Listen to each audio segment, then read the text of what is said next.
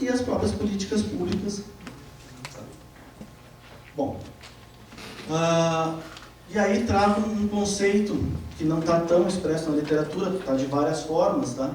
Que é a questão da inteligência investigativa e pericial, que é mais aplicada à perícia tanto oficial, à assistência técnica, quanto à própria perícia dentro das corporações. Tá? Busca por meios de técnica e métodos confirmar ou negar evidências e vestígios, por fim produzindo provas formais com o objetivo de condenação ou absolvição. Tá? Obviamente aplicado ao mercado empresarial, né?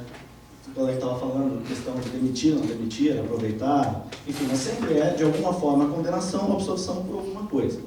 Então, a inteligência investigativa pericial, diferentemente ali da inteligência policial, ela já tem um objetivo bem estabelecido, no sentido de que eu preciso coletar evidências, vestígios, conceitos muito parecidos, por fim, produzindo provas, ou seja, entregando, eu vou usar isso para produzir conhecimento, né? Como a gente falou, não é opinião pessoal, mas é um conhecimento técnico, um objetivo que pode ser, por fim, a condenação ou a absolvição. O objetivo da perícia não é necessariamente condenar ninguém. Ela tem que se ater aos fatos daquilo que ela encontra. Então, ela tem evidências e tem vestígios, tem uma prova, uma materialidade, né? Eu chego aos indícios, consigo provar uma condenação, ok.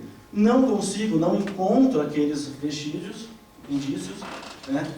Depois de processar e analisar toda aquela informação, então eu vou trabalhar pela absolvição, dentro do quesito técnico. Bom, entrando mais na questão do assinte. Quando a gente fala de inteligência, a gente ainda está muito preso àquela questão do secreto, do espião, né? Do 007, a BIM, a CIA. Tá?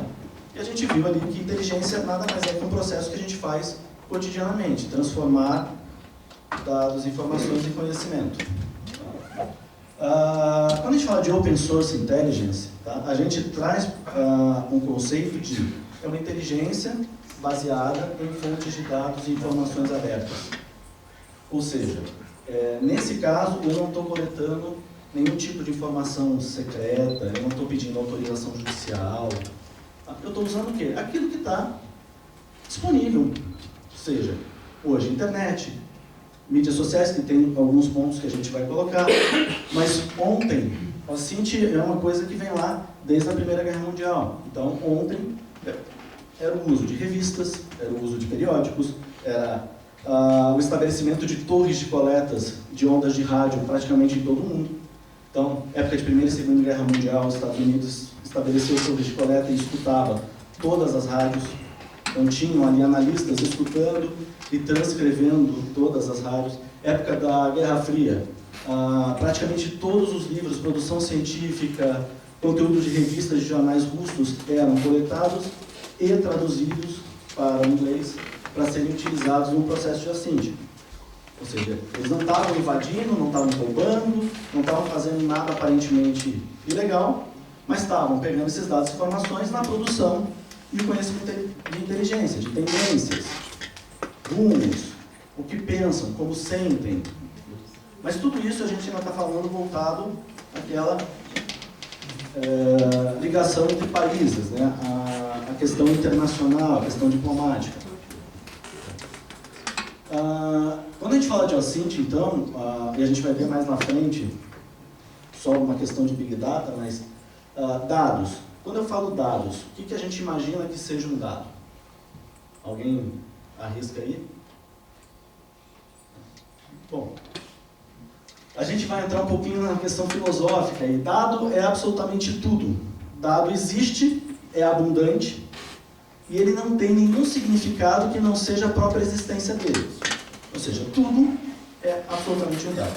Seja em meio digital, seja em meio analógico, tudo é um dado. Quando eu dou uma significância para esse dado, ele se transforma automaticamente em informação.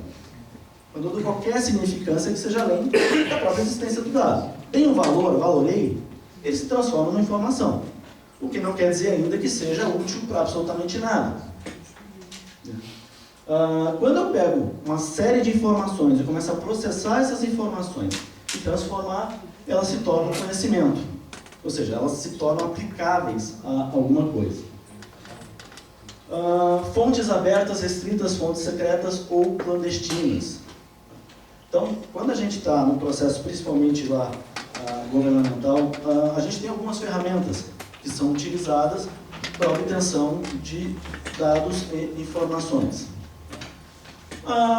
O tradicional da investigação, que a gente pensa enquanto investigação oficial, é a questão das fontes secretas ou fontes restritas. Então, autorização, pedido judicial, autorização, né, vai lá, chega com o mandato, busca e apreensão, chega com o mandato lá por Facebook, eu quero os dados do fulano, eu quero os dados do ciclano no WhatsApp, mas tudo isso passa por um processo de autorização judicial. Fontes restritas, ou então as fontes clandestinas, secretas ou clandestinas, quer dizer, é quando o cara vai lá, mesmo que no intuito de uma investigação, e faz uma invasão, faz um acesso não autorizado, ou coleta uma informação que não foi autorizada, nem pelo proprietário, nem por um juiz para sua utilização. É uma fonte que eu estou caçando isso lá, no secreto ou no clandestino. E, em contraposição, eu tenho as fontes abertas, que são abundantes. Então, várias pesquisas já mostraram que muitas coisas a gente consegue obter através das fontes abertas. Muitas informações a gente consegue obter por fontes abertas. A prova da materialidade de um crime, muitas vezes é obtida por fontes abertas. Até porque para eu pedir um mandato, uma autorização judicial, tem que haver um embasamento. Eu não posso dizer que estou lá porque quero. Tá? Bom, dado ou informação aberta, ostensiva, restrita, secretas ou clandestinas. Então,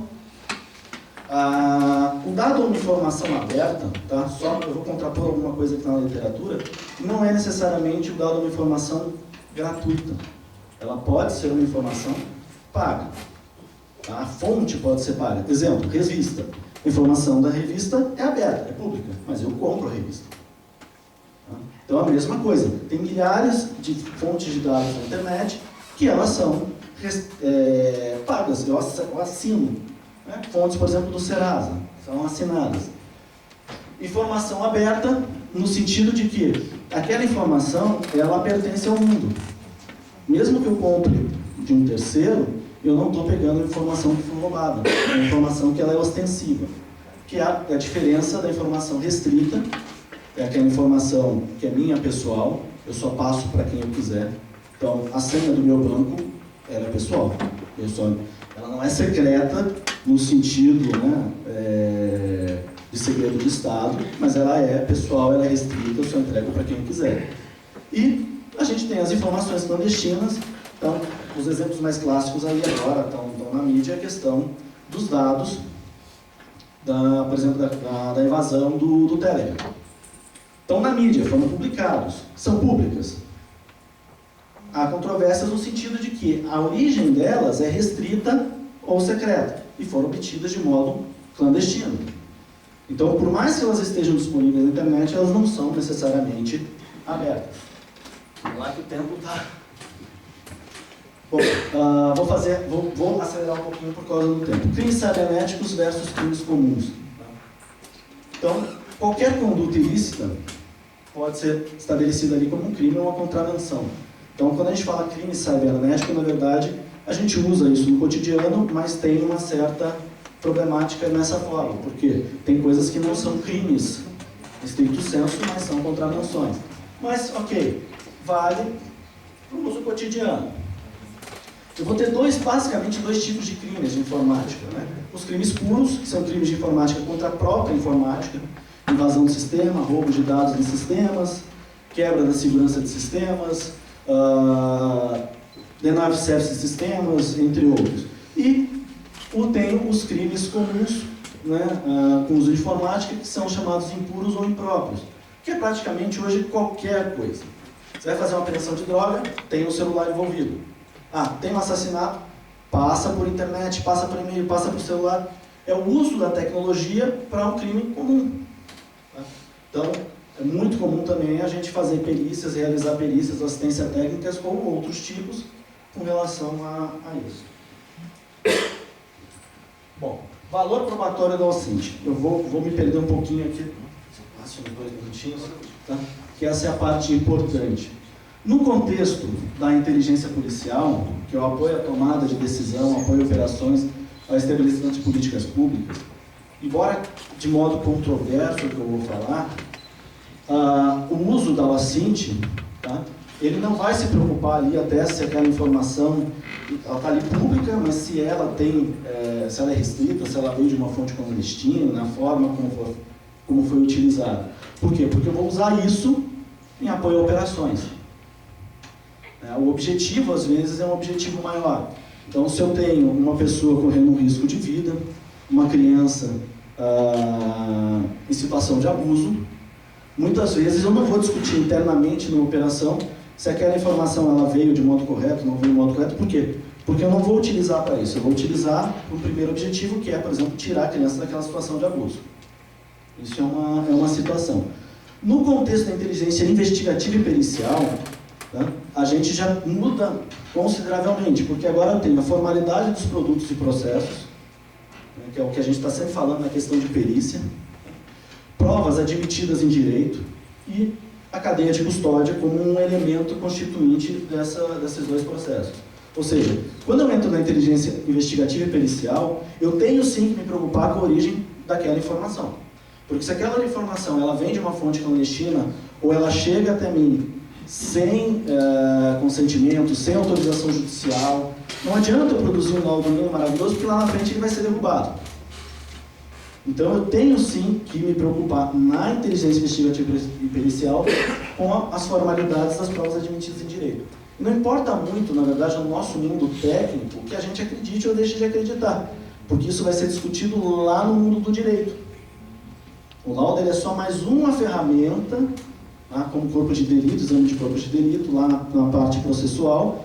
Então a gente, na parte técnica, se a gente não se preocupar com essa formalidade, a gente corre o risco de botar, às vezes, anos de trabalho a perder pela formalidade do processo, porque algo ali não foi coletado da forma correta, não tem uma origem lícita, ou então a cadeia de custódia, que é simplesmente, né, de um modo mais amplo, eu anotar exatamente tudo que foi feito, de onde veio, como foi feito, qual o tratamento que foi feito, eu tiro os restos para ter uma prova daquilo que eu estou dizendo ali no meu laudo. Então, o uso da OSCINT, ou seja, do Open Source Intelligence, dessas ferramentas da internet, ela pode ser aplicada dessas duas formas, dentro desses contextos ou milhares de outros. Então, para a gente, dentro da perícia, inteligência policial. Lá dentro do... Eu falo como opinião pessoal, tá deixando isso claro, não é uma opinião institucional, opinião pessoal do que eu vejo. Mas, por exemplo, os Ministérios Públicos eles têm duas preocupações. Quando a gente chega até a gente, uma denúncia, um conteúdo, por exemplo, de pedofilia, até que já foi tratado mais cedo. Uma preocupação, e a preocupação inicial, é de tirar, de descobrir se aquilo é recente, é novo, é um conteúdo novo, ou seja, a criança está em situação de abuso neste momento e precisa de uma ação agora. E a outra é a questão da persecução penal e condenatória da pessoa. Então, aí a gente tem duas linhas de atuação. A primeira linha de atuação, que se preocupa com inteligência policial, quer dizer, se eu tiver que pegar uma informação e debulhar sem preocupações de cadeia de custódia, eu vou fazer mantendo ali, né, obviamente, uma imagem, uma origem lícita, mas eu não vou ficar criando todas as formalidades. Eu tenho que descobrir aquilo para ter uma ação imediata. E no segundo momento, sim, aí a pericial, né, que é exatamente criar os elementos e as provas admitidas em direito.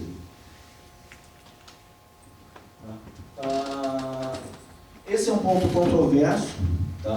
Bem controverso, é a questão do direito a não produzir provas. Tá? E é uma coisa a se pensar e cada um estabelecer a linha que vai fazer. Tá? Porque é o seguinte, todos têm o direito de não produzir provas contra si mesmo, independente da nossa vontade. Isso está lá no artigo 5º da Constituição. Tá? Importante quanto a isso na questão principalmente de redes sociais, redes autenticadas ou não. Aquele conteúdo na internet está lá, está aberto, está público. Tá? O direito de não produzir provas é de todos, mas, por outro lado, o Estado também não veda que você produza a prova. Então, se eu fui lá e escrevi besteira, ou publiquei um conteúdo aberto, enfim, isso pode sim ser utilizado e será utilizado contra você, sem nenhum tipo de problema. Mas, quando eu falo de redes sociais, redes autenticadas, eu tenho a questão da problemática da identidade fictícia, tá? Que é muito utilizado no processo de perícia, em redes sociais. Provavelmente todo mundo cria um perfil fake, vai buscar informações e tudo mais. Qual é a nossa preocupação? Tá? É a interferência na coleta de informações e a provocação. Ou seja, eu sempre tenho que pensar que eu vou buscar uma informação, eu não posso provocar, eu não posso... isso, gente, eu estou falando sem uma autorização judicial, tá? Existem elementos, às vezes, que acontecem, investigações e operações que acontecem dessa forma e depois buscam essa autorização, mas é problemático. Por quê? Porque, embora eu esteja ali conversando com uma pessoa, né, que eu potencialmente é um criminoso ou tem alguma coisa, no momento que eu provoco, instigo e crio uma situação para que ele, por exemplo, olha uma foto de pedofilia, tá? Como eu interferi nele, eu tenho dois problemas. Primeiro que até aquele momento, no meu ponto de vista, no meu perfil, ele não tinha cometido crime nenhum. Eu fui lá provocar ele a cometer um crime. Então, se eu sou um agente estatal e não estou avisando a ele que eu sou um agente estatal, eu não estou dando a ele o direito do silêncio. Tá? Então, isso é um problema porque isso pode ser derrubado, sim, pelas defesas. Eu não estou dando a ele o direito. Ele não sabe que eu sou um agente estatal. Um policial, um perito do Ministério Público, ou enfim, de outros órgãos. Então, o mais seguro dentro do uso, dentro do conceito de OSINT, é que eu faça a coleta passiva da informação. Tá? Dentro da rede social ainda tem um ponto que são as informações públicas e ostensivas, ou seja, perfil público. Eu estou autenticado na rede com perfil fake, tudo bem, mas a pessoa fez publicações em perfil público, ou seja, ele não distinguiu pessoas para quem ele vai disseminar aquela informação, para quem ele vai mandar. Outra coisa é quando eu vou lá, provoco, né, faço uma interferência, crio uma amizade e passo a fazer parte de uma rede privada, ou seja, aquela rede dos amigos, aquelas informações compartilhadas nos amigos. Tá? Duas situações. Uma coisa é, se eu por acaso estou num grupo de amigos, faço parte e uma pessoa posta um conteúdo que não deveria, tudo bem, eu posso denunciar, mas eu estou naquele lugar de boa fé. Agora, quando o Estado ele faz isso buscando a interferência, é questionável. Então, por isso que a gente, normalmente eu falo, existem situações e situações, a questão do depende do momento, depende se a inteligência policial atuando ou se a inteligência investigativa e pericial atuando, depende do que eu quero aquela informação. Então, vou tirar uma criança de uma situação de abuso. Informação pessoal, tá? Acham que a provocação e os dados eles se justificam pela situação que está acontecendo. Mas aquilo não vai ser, aquilo que for causado não vai ser possível utilizar depois como prova, porque houve uma provocação, a não ser que eu tenha uma autorização judicial e aí eu entro na informação restrita, saio da questão do assente.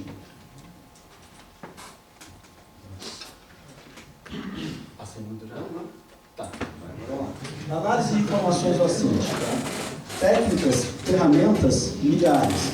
Primeira coisa da análise, que é o próprio analista, a questão humana. A gente ainda não consegue fugir, né, da pessoa e da experiência humana na análise e na escolha correta das ferramentas a serem empregadas. Tá? Problemas, dados estruturados e não estruturados, dados indexados e não indexados, dados não indexáveis. Tá?